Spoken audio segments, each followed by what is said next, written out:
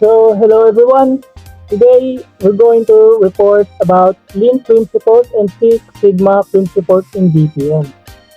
My name is Christopher John L. Herrera. I am with Mark Ando Lovendino and Jonathan Madjali. So, objectives of the presentation is to define and explain business process management, to introduce the purpose and importance of process improvement in organizations, to explain Lean and Six Sigma principles and their applications in DPM, to identify strategies, pros and cons of both methodologies, and to provide examples and real-world applications. So, dito sa report namin ay pag-uusapan natin yung dalawang sikat na epektibong paraan ng pag-improve ng isang business process. Ito yung Lean at Six Sigma, lalo na sa Business Process Management o BPM. Kami ang magiging gabay ninyo para maintindihan kung paano ito gumagana sa real-world setting. So, let us begin. So, what is Business Process Management, or also known as BPM? So, BPM is the practice of analyzing, designing, improving, and monitoring business process to enhance performance, increase efficiency, and deliver better customer value. BPM involves identifying how a business does things, analyzing whether those ways are effective, and then optimizing them using various tools or philosophies. Lean and Six Sigma are two of the most powerful ones. So, ibig sabihin nito yung BPM, ang goal naman dito is ng business process ay para siyang system ng isang business kung paano nila ginagawa ang trabaho. Kapag hindi effective ang process nila, tulad ng sobrang bagal o marami silang error, ginagamit ang BPM para iayos yun. At ang Lean at Six Sigma, sila yung tool na ginagamit para maging smooth at error-free ang mga operations. So, next slide is purposes. So, ang purposes naman nila is to reduce cost, time, and cost, to deliver greater value to the customer, to eliminate unnecessary steps, delays, or motion, to improve customer satisfaction by simplifying services. So, yung layunin naman niya, yung BPM is para mas mapadali ang trabaho, mas makatipid ang kumpanya at mas mapasaya ang customers. Kung dati na 5 ang step sa isang proseso, pwedeng gawin 3 na lang. Basta hindi apektado ang kalidad, ganyan ang goal ng BPM. Next is Lean principles in BPM. So, Lean principles, Lean is centered around creating more value with fewer resources. It helps organizations eliminate waste, streamline processes, and deliver what the customer wants, faster and cheaper. So, ang Lean principle naman, simple lang yan. Aalisin lang yung mga kahit anong bagay sa proseso na hindi naman kailangan. Ayaw na lang sayang, yung mga waste. Kung may parte ng proseso na hindi nakakatulong sa end result, tatanggalin natin yun. Kaya ang Lean ay mabilis, simple, pero epektibo siya. So, kita naman dyan yung 5 Lean principles. Number 1 is define value, 2 map value, 3 create flow, 4 establish full system, 5 foster perception. Yung 5 Lean principles, na I'm going to explain 5 of them. So the 5 Lean principles, first is identify the value. The first step in Lean is to identify what the customers truly values in a product or service. Ensure na that every process is aligned to deliver that specific value without unnecessary addition. So kailangan dapat alamin mo muna kung ano yung mahalaga para sa customer. Doon ka lang dapat magpo-focus. Pangalawa naman is map the value stream. Mapping the value stream involves documenting all actions and steps involved in a process, distinguishing between those that add value and those that do not, with the aim of eliminating wasteful activities. Ito naman, i-drawing ang buong proseso para makita kung saan yung may delay or duplication. Third is create flow. Once waste is removed, Lean focuses on creating a smooth and uninterrupted process flow. Minimize na yung delays, rewards, and bottlenecks that hinder productivity and customer satisfaction. So yung create flow naman, gawing tuloy-tuloy ang trabaho. Walang stop-start, walang bottleneck. So tuloy-tuloy lang siya. Pangapat is established pool. Lean encourages a pull-based system where resources, products, or services are produced only when there is demand, which helps avoid overproduction and inventory buildup. So yung established pool, ito naman siyang gumagawa siya lang kapag may demand. Hindi ka mag-produce ng sobra. Five is pursue perfection. Continuous improvement is at the heart of Lean, where processes are regularly reviewed and feedback is integrated to refine operations and strive toward perfection. So yung pursue perfection naman, walang tigil ang improvement niya. Araw-araw, tanongin mo, paano pa to mapapabuti? Ganun. The next is the conclusion. So the conclusion is Lean Principles provides a practical and efficient framework for improving business process by focusing on what truly adds value to the customer. By identifying and eliminating waste, streamlining workflows, and continuously pursuing perfection. Lean helps organizations become more agile, cost-effective, and customer-focused. These principles are not limited to manufacturing. They can be applied across industries to drive innovation, boost productivity, and create a culture of continuous improvement. When fully embraced, Lean becomes more than a method. It became a mindset that empowers teamwork smarter, not harder. So ang Lean, hindi lang siya pang manufacturing. So magagamit mo rin siya sa school processes, online business, service industry, basta may proseso. Pwedeng i-lean. At ang maganda rito, hindi lang siya tool, mindset siya na pagiging practical at efficient. Now, next reporter is Six Sigma Principles, DMAI.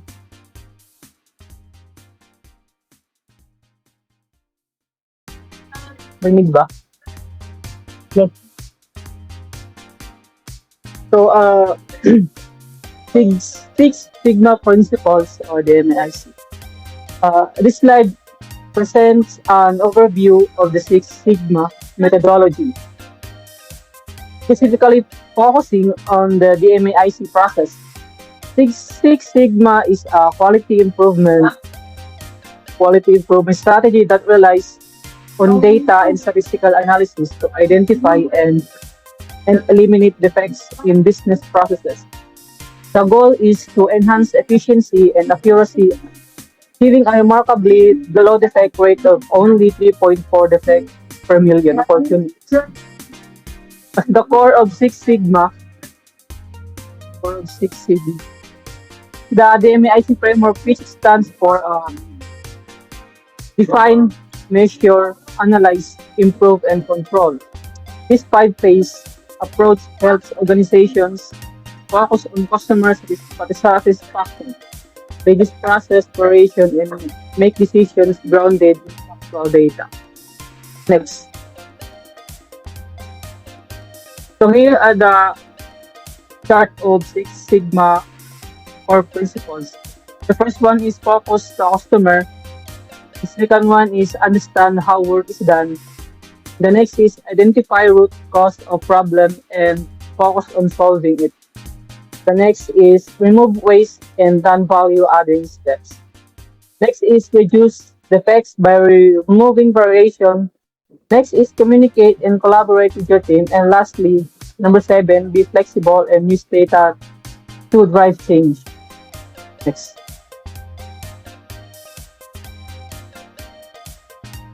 So the Six Sigma core principles are focused on the customer. The first and most important principle is delivering what the customer wants. Six Sigma starts by understanding the needs and expectations of the customer, which helps businesses design processes that meet or exceed those expectations. So the first and most essential principle of the Six Sigma is to focus on the customer. This means that all improvement efforts begin by understanding what the customer truly wants and expects. By identifying customer needs, businesses can design or refine their processes to meet or even surpass those expectations. This customer-centric approach ensures higher satisfaction and better service quality. For example, a bank may collect user feedback about its mobile app and use that information to make improvements such as enhancing interface, or adding new features, ultimately creating more satisfying experience for its customers. Next one is number two, which is identify and understand the process. You must first understand how the current process works before you can improve it. This involves mapping out each step, collecting data, and seeing where problems occur. Example here is tracing the steps of a late product delivery to find where the delay happens. So the second principle of Six Sigma is to identify and understand the process before attempting any improvements. This involves carefully examining each step of the current workflow, gathering relevant data, and pinpointing where issues or inefficiencies occur. By having a clear and detailed view of how a process functions, it's easier to spot weaknesses and areas that you need to change. For instance, for example, if a product is delivered late, mapping out the entire delivery process can help trace the exact point where the delay happens, allowing for targeted improvements. Next. So the next one is number three, which is reduce process variation. One of the main goals of Six Sigma is to make process consistent and predictable. Variation leads to errors in poor quality. So Six Sigma works to identify the root causes of variation and eliminate them. For example, is ensuring every burger in a fast food chain is made the same way every branch. So sinasabi dito, the third principle of Six Sigma is to nire-reduce yung process variation, which is okay to achieving consistent and reliable outcomes. When processes vary, this often leads to mistakes, defects, and a drop in quality. Six Sigma aims to identify the root causes of these inconsistencies and eliminate them, ensuring that results are predictable and meet set standards every time. For example, in a fast food chain, this means making sure every burger is prepared the same way across all branches, so customers receive the same quality no matter where they go. And then the next is number four, which is eliminate waste and defects. We're not as focused on waste as lean. Six Sigma still aims to remove anything that leads to poor quality or inefficiencies, like mistakes, rework, or unneeded steps. For example, is fixing the cost of repeated product returns. So the fourth principle of Six Sigma is to eliminate waste and defects to improve overall efficiency and product quality.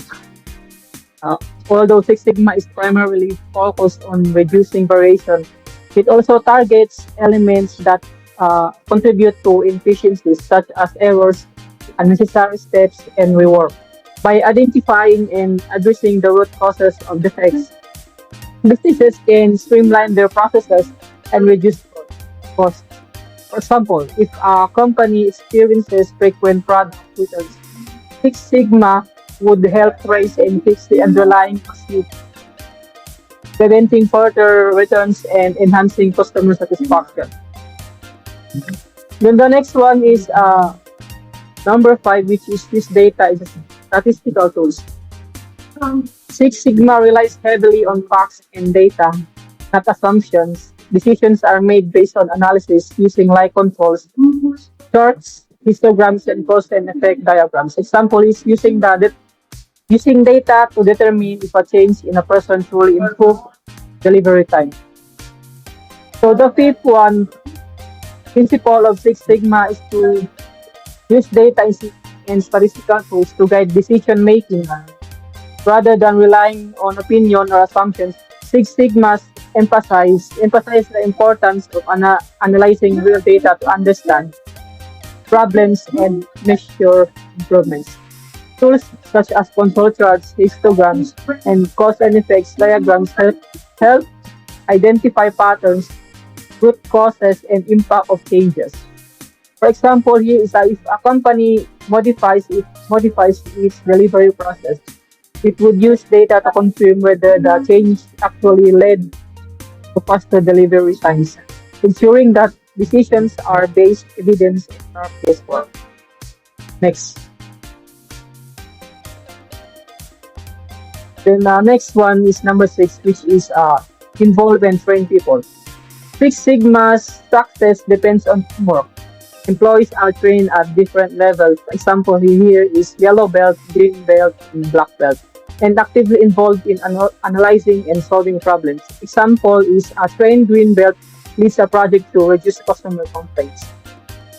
So the sixth principle of Sigma is to involve and train people at all levels of the organization. Successful Six Sigma implementation relies on teamwork and skilled individuals who understand the methodology. Employees are trained in specific roles such as yellow belt, green belt, and black belt, each with varying levels of expertise and responsibility. These trained professionals work together to analyze uh, problems, develop solutions, and drive continuous improvement. For example, a green belt might lead a project focused on reducing customer complaints using the training to guide the team through the Six Sigma process effectively. And then the last one is ensure sustainable improvements. Lastly, Six Sigma focuses on long-term solutions after a process is improved. Controls are put in place to ensure the improvement lasts. This might include new policies, training, or monitoring tools. Example is setting up alerts in the system to detect errors before they impact customers. So the seventh and final principle of Six Sigma is to ensure sustainable improvements. It's not enough to fix a problem temporarily. Six Sigma aims for long-term success by putting controls in place to maintain the improvements made. This can involve updating procedures, providing additional training, or implementing monitoring tools that help detect issues early. For example, here is a company might set up system alerts to catch errors before they affect customers, helping to maintain consistent quality and prevent future problems. Next. So the summary, here are the summary of Six Sigma principles. The first one is customer and its purpose is deliver better product services. Understanding and meeting customer needs is paramount. Lean prioritizes value creation with a customer's perspective. The second one is understand the process and its purpose is analyze current performance. Thorough understanding of the process flow is crucial for identifying waste efficiencies. This is a foundational step in Lean. The next one is reduce variation, and its purpose is ensure consistent and reliable outcomes. So minimizing variations process leads to improved predictability and quality. This aligns with Six Sigma's focus on reducing defects. And next is eliminate defects. Its purpose is improve quality and efficiency. So striving for zero defects is a core tenet of both Lean and Six Sigma. This improves quality and efficiency. And then the next one is use data and tools. And its purpose is make fact-based decisions. Data-driven decision-making is essential for identifying areas for improving and measuring progress. Both methodologies rely heavily on data analysis. And next one is involve employees, which the purpose of this one is engage people in process improvements. Uh, Engaging employees in process improvements fosters ownership and value. Although Lean emphasizes teamwork and empowerment. So, and lastly is spend improvements, which the purpose of this each no, is maintain and control improve processes. Implementing systems and processes and improvements over time is crucial for long-term success. This is the key aspect of both. So the principles listed are fundamentals to both Lean and Sigma methodologies, although they might be emphasized differently in each. Lean focuses more on eliminating waste and maximizing value, while Six Sigma emphasizes reducing variation and defects through statistical methods. However, the principles are complementary and often used together in a combined approach. So the next reporter is Mark.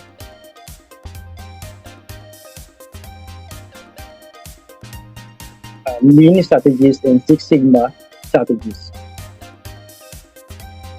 Number one, eliminate waste, MODA. Lean identifies 7 types of waste: transportation, inventory, motion, waiting, overproduction, overprocessing, and defects. The strategy is to defect and remove these wastes from processing. Number one is yung remove unnecessary step or materials.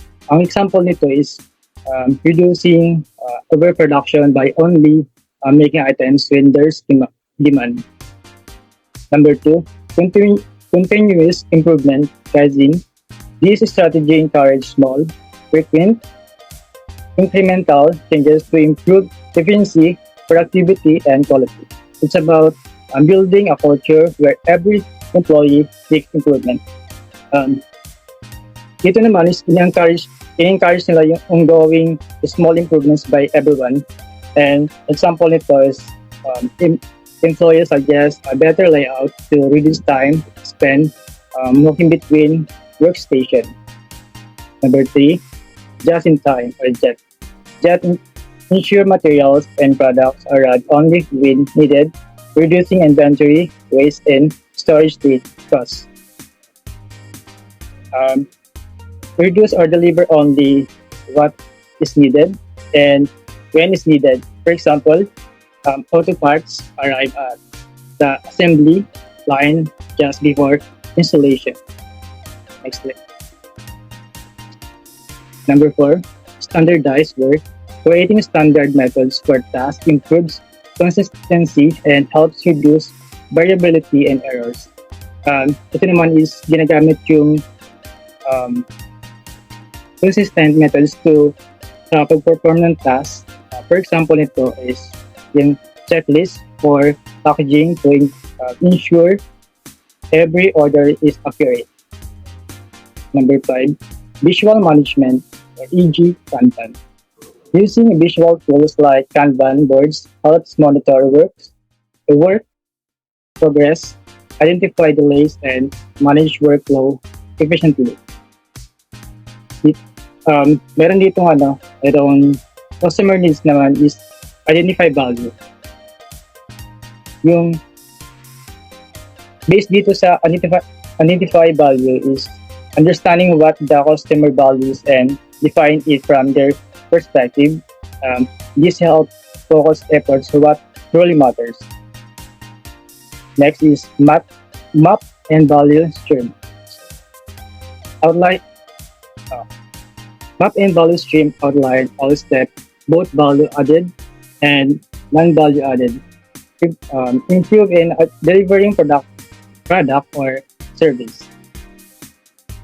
Create flow. Ensure that the remaining step after waste is removed and produced smoothly without interruption or delays. Establish flow. Yung dito naman is based on customer demand rather than being pushed through the system, reducing overproduction and inefficiency. Continuously improvement naman is always look for way to improve the process even after achieving flow and full. These steps encourage and long term. Next, Six Sigma strategies. Number one is TMAKE methodology. TMAKE stands for define, measure, analyze, improve, control, and structure approach to solving quality problem and improving processing. Dito naman is yung 5-step approach is yung define, measure, analyze, improve, control, Ang example nito is the company defines a delivery issue and measure the lifetime analysis of bottlenecks and improve logistic and set controls to maintain efficiency. Number two is use of these statistical tools. Six Sigma use tools like control charts, fishbone diagram, and Pareto analysis to understand data patterns and process behavior. Tools like control charts, fishbone, yeah. Yung example dito is yung factoring nga, yung ginagamit sa pag-control ng chart to track the product and defect others over time and identify when variation occurs. Number three, data-driven decision making. Every decision is supported by real performance data, not assumption or guessing. This improves accuracy and results. Yung example naman dito is a call center analyze wait time data before decided to hire more staff. Dito naman is may makikita naman tayo na define. It means what problem object. Identify the problem, project goals, and customer requirements. Number two, measure. Collect data to understand the current performance and identify gaps. Number three is analysis. Investigate data to find root causes of issue or inefficiency. Number four is improve. Develop and implement solution to address root causes. Number five is control, monitor improvements to ensure they are sustained over time. Next slide. Root cause analysis or RCA, focusing on identifying and fixing the true source of the problem, not just the symptoms, using techniques like 5 ways and fishbone diagrams. Ito naman is focusing to finding and fixing the real problem, not just symptoms. Yung example nito is manufacturing uses 5 ways technique and to find that machine errors are caused by poor maintenance, not operating mistake. Number 5 is permanent corrective action. Solutions are implemented to permanently prevent issue from recurring, not just temporarily cover them up. Dito naman is to yung permanent corrective action is to implement long-term fixing to prevent issue from recurring. Yung example dito is yung software firm fixing or recurring bug by redesigning the code structure, not just patching the sentence. And how they work together in BPM.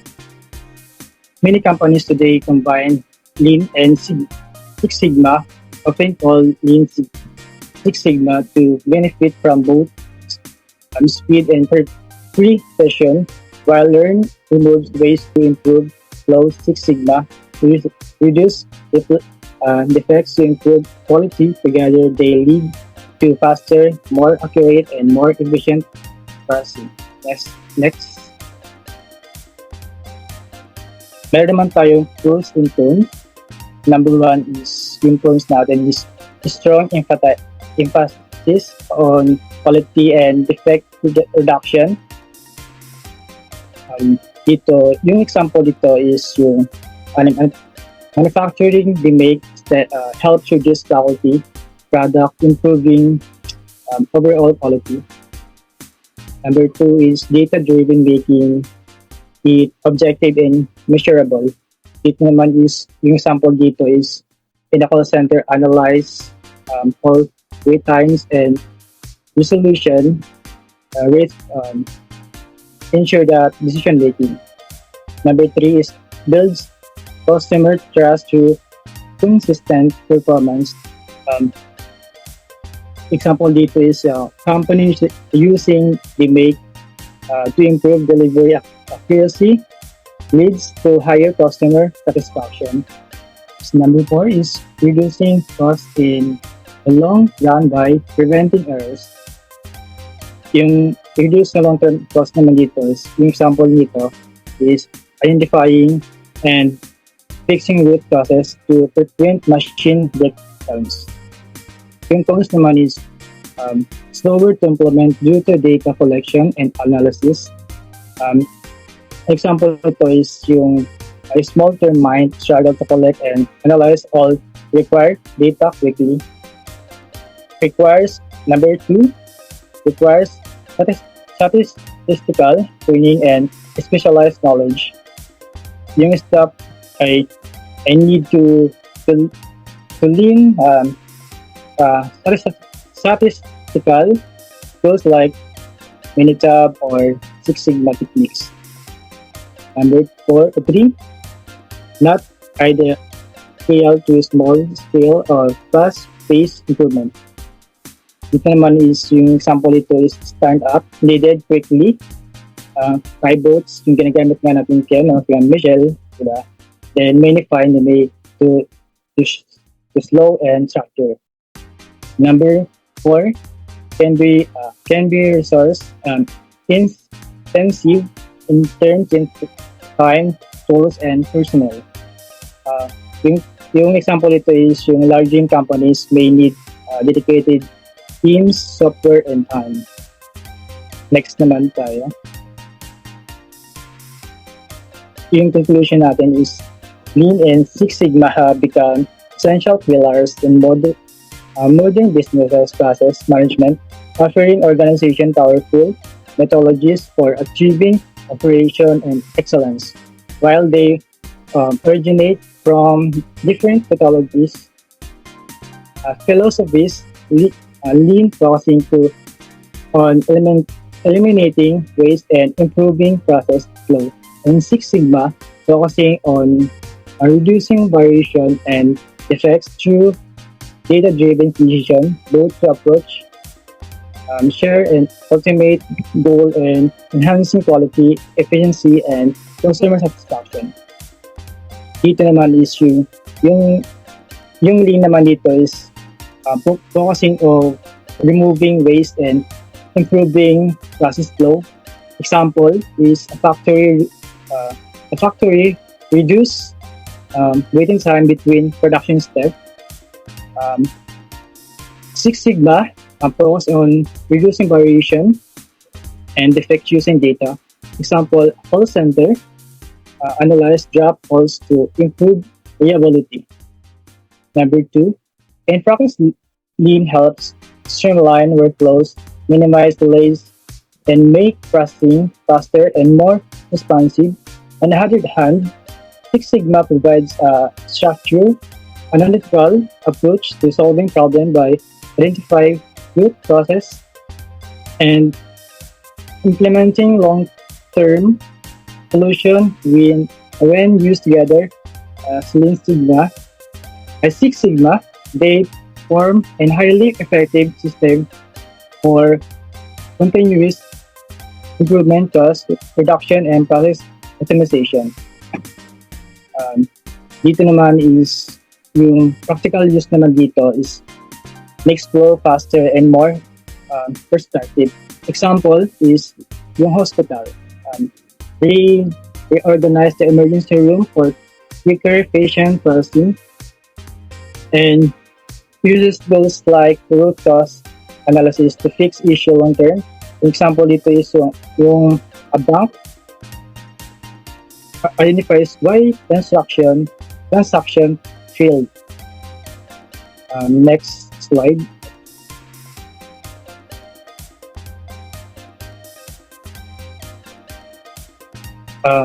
Industries across the globe, from manufacturing and logistics to healthcare, finance, and service sectors have Successfully implementing these principles to transform their inspiration tools like they make Kaizen, value stream mapping, control charts, and root cause analysis empower teams, not just I teams to not only improve performance but also to maintain this improvement over time. Dito naman is yung key tools naman dito is yung limit naman is yung define, measure, analysis, improve control. Um, example ito is software firm using the make to reduce customer complaint response time. And lastly is ultimately Lean and Six Sigma help businesses become more aligned customer focused and competitive, making them uh, in this indispensable in today and fast-paced and quality-driven environment. By adopting this principle, organized can ensure that they deliver maximum value to customer while minimizing inefficiencies and maintaining consistent process quality. Dito is yung in-increase dito yung agility customer focus on contentiveness. Yung example dito is yung yung e-commerce site improves order accuracy and speed, boosting din sa customer and yung satisfaction. And that's all. Okay. So, let's have a quick question and answer. Narinig pa ba ako? May talking. Yeah. Okay, Yes. So, I'm going to ask 10 questions from both of you. So, magtatanong ako, then you will answer it. So, shall we begin? Get ready? Ready. Okay. So, first question ko lang is, so, for this question, this is for you, Mark Andrew. So, ang tanong lang is, ano yung pangunahing layunin ng Lean sa isang proseso? Okay, thank you. Ang layunin ng Lean ay alisin yung lahat ng mga uri ng waste o mga hindi kailangan sa pag-process and mas mapabilis and pagaan yung daloy ng trabaho. Okay, that is correct. Tama yun. Na yung Lean purpose nga nun is tanggalin na yung mga waste. And then, para mapagaan, mapabilis yung work drive ng mga tao. So, pangalawang question naman, Badjalo din. So, ano yung tanong na to? Ano ang ibig sabihin ng value sa Lean principle? Correct question. Ang value ay kung ano ang mahalaga sa customer. Ang lahat ng bahagi ng proseso ay dapat naka-align sa pagbigay ng value na yun. Right. So, my third question is, Mark Andrew, you again. In this question, ano ang 5 pangunahing prinsipyo ng Lean? Number 1, based on my report, ito yung identify value, create hope, create flow, establish pool, and pursue perfection. I mean, sa'yo pala yan. So, fourth question naman for you, Madalogin. Paano nakakatulong ang Lean sa opisina o school setting? In terms sa Lean, pwedeng bawasan ang mga hindi kailangan na steps sa admin processes like manual approval at gawing mas mabilis ang services. That's good. So, fifth question, Mark Andrew. Ano naman yung focus ng Six Sigma, in your opinion? Ang Six Sigma ay nakapokus ito sa pagbawas ng mga pagkakamali o defecto gamit ang mga data, statistical analysis That's good, sir. So, sixth question naman for you, Madeline. Ano ang ibig sabihin ng DIMAC sa Six Sigma? Based sa report natin, ang DMAIC o DMAIC ay defined as define, measure, analyze, improve, and control. Correct me if I'm wrong. That's correct. Binention mo ito yung mga step-by-step na proseso para ayusin yung problema gamit ang ito. Good. So, seventh question naman is, tanong ko kay Mark Andrew, kailan mas magandang gamitin ang Six Sigma kaysa sa Lean? Kapag may problem ito, sa kalidad o ulit-ulit na error or mali sa pag-process, mas maganda or mainam na gamitin yung Six Sigma dahil ito ay nakapokus ito sa pre-section and at the root cause analysis. Okay, makes sense. Correct. Then, eighth question naman, tanong ko naman sa'yo, Madeline. Pwede ba ang pagsabayin ang Lean at Six Sigma for you?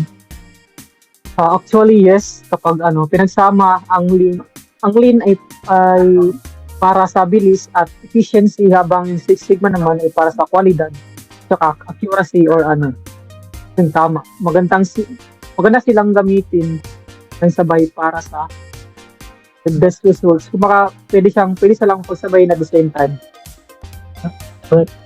The ninth question is, Mark Andrew din, ano ang ilang tools na ginagamit sa Six Sigma? Ito yung control charts, fishbone, diagram, Pareto analysis, at root cause analysis. Yung 5 ways yun.